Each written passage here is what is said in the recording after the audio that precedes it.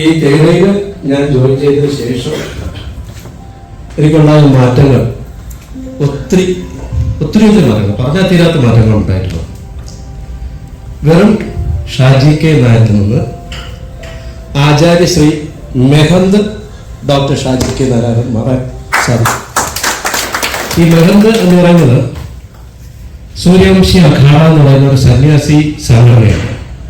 അതായത് അഘോരികൾ അടങ്ങിയപ്പോൾ സാറിനറിയാം, അഘോരികളൊക്കെ അടങ്ങിയിട്ടുള്ളത് ഏകദേശം 5 ലക്ഷത്തോളം അഘോരികൾ അടങ്ങിയിട്ടുള്ള ഒരു സംഘടനയാണ്. അതിൽ മെഹന്ത് എന്ന് പറയുന്ന ദീക്ഷ ഇന്ത്യയിൽ 2 പേർക്കേ കിട്ടിയിട്ടുള്ളൂ. അതിലൊരാളാണ്. അതും ഈ തേനയിൽ വന്നതിന് ശേഷം മാത്രമാണ്. പിന്നെ നിങ്ങളത്തെ ഒരു പേപ്പറിൽ ഇപ്പം എഴുതിയില്ല, എല്ലാവരും ആഗ്രഹം അല്ലേ? തുടക്കത്തിൽ ഞാനൊന്നും എഴുതി കൊടുത്തു. അന്ന് സാർ എഴുതിയതെന്ന് പറയാനേ, അന്ന് എനിക്ക് വീടില്ല, വസ്തുവില്ല. അന്ന് ഞാൻ സാറിന് എഴുതി കൊടുത്ത ഒന്ന്, സ്വന്തമായിട്ടൊരു വീട് വേണം, സ്വന്തമായിട്ട് ഒരു ക്ഷേത്രം വേണം. കാരണം ഞാൻ വാസ്തുവിൻ്റെ ആളാണ്.